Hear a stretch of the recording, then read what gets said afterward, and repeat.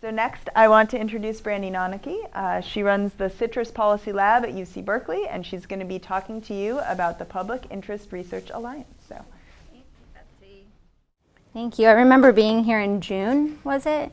And it's really great to see all of the progress that's been made by the fellows, and that I have almost doubled in size. And then also just heads up, I will probably get out of breath because there's not a lot of room in my chest for my lungs to work anymore. But bear with me. So each day, billions of people use social media platforms to document the best parts of their lives, their greatest joys, their best memories, their greatest achievements. At the same time, however, these platforms also document the worst parts of humanity. They document human rights atrocities, hate crimes, hate speech, harassment. The ability to pull data from platforms for research and investigations is critical. Platforms are now the holder of the world's histories. In this video, you'll see Cameroonian soldiers leading 2 women away at gunpoint. Later in the video, they're forced to the ground and they are shot 22 times for being suspected members of Boko Haram. The Cameroonian government claimed that the video had been faked, and so reporters, human rights investigators, and researchers worked together to corroborate the video. You might have seen a red line being drawn in the background. They were looking at a distinctive ridge line, a mountain ridge line, and they were able to tie that to a Google image to show exactly where the atrocity had occurred. So the ability for those researchers, investigators, and journalists to be able to gain access to these videos and then verify through open source investigations allows for the accountability and transparency of these types of atrocities. As I said, the Cameroonian government claimed it was fake news. This is a phrase we hear very common here in the United States, and it's highly problematic that if we don't allow people to be able to gain access to data from platforms, people can run wild with just saying it's fake news, right? If there's no definitive truth, then everything is a lie. And so the ability for researchers to be able to access this data for public interest research is critical. So I want to give a couple of examples of the pushback from platforms. So this platform called StockScan uses Facebook's Graph API, which allows you to query public data in an efficient way from Facebook. It's very horribly named, I think, StockScan, but whatever it is, what it is, and that's actually kind of what it does. You can look up other people's information on their public profiles. So in June, Facebook restricted the ability to be able to query that data in such a way that it made the platform essentially unusable by any of these human rights investigators, researchers, or journalists. And still to this day, it's very limited in its capacity. So right now we're obviously seeing a lot of pushback on platforms to become better policers of what's being distributed on their platforms. You can see, all of us in this room know that these platforms are being used to spread terrorist content, recruitment strategies, harassment, human rights abuses, hate speech. We're also seeing this being met by increased regulation. So we have the European Union's General Data Protection Regulation, we have the California Consumer Privacy Act, but we have this tension emerging, right? You want to mitigate the spread of nefarious content that causes ill to society, but you also want to be able to document those atrocities, because if we don't, then we won't have a record of what's happened. I sort of think of the role of platforms right now as kind of like the Library of Alexandria. It's just burning before our eyes, and if we don't intervene, we're going to lose some of our histories. There's another tension, of course, around privacy and security. How do we ensure that data that people provide for platforms is private and secure, but then also is made available to ensure this critical public interest research?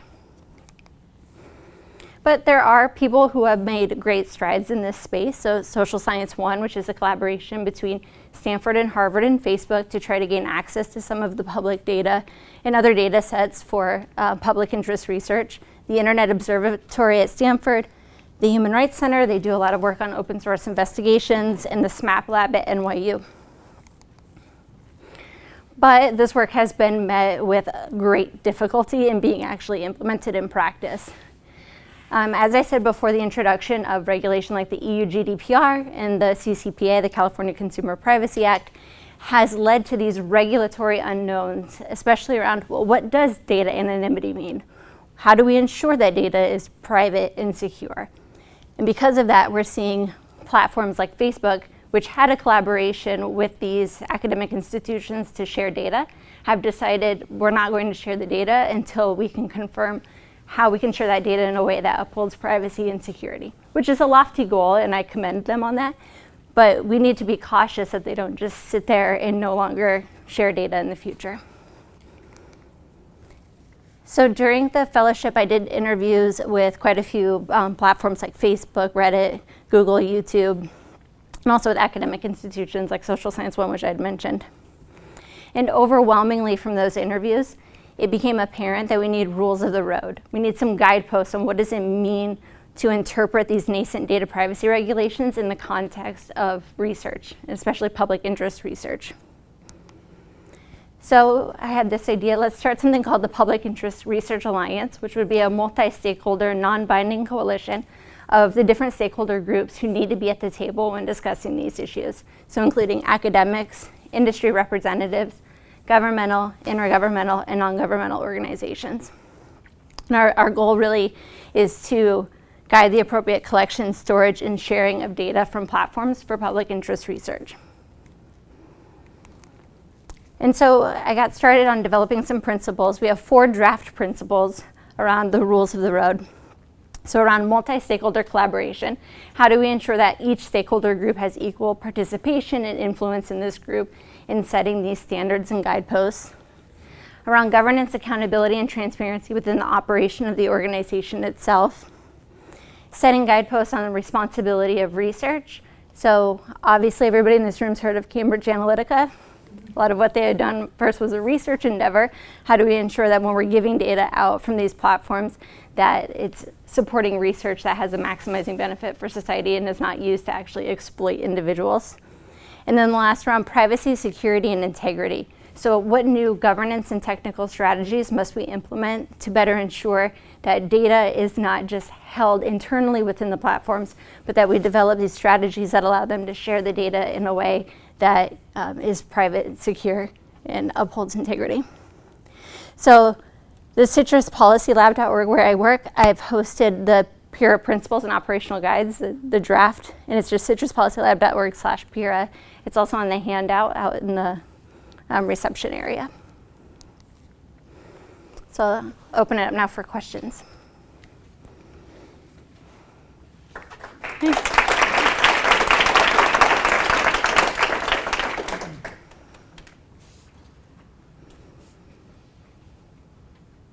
In the back.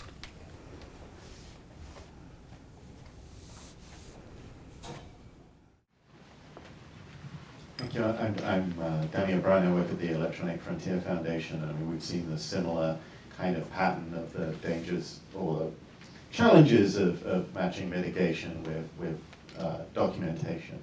I guess one of the questions I have about anything in this space is that I think it's a challenge to work out how to do it within the sort of credentialed academic community. But it's even harder now we have an environment where many of the people practicing open source research and investigations are outside of academia and perhaps even also outside traditional journalism. Maybe you could speak a little about like how you feel that you might be able to create rules of the road that can also apply to people who might be off-road a bit more. Yeah, and we have encouraged in the responsibility principle, we have an operational guide on actually going through an institutional review board process, which is typically an academic endeavor, but there are also independent institutional review boards that can review the research and practices of these entities as an accountability mechanism. This is mostly applied to data that a person would have to get from the platform, so it's probably not public data, but data that maybe was once public but violated terms and conditions, so now it's considered private data and they want access to it, so there's this higher bar now of accessing the data. But the ability for individuals to just pull data from the API and do their own research, it's sort of outside of the realm of this. Thank you. Mm-hmm.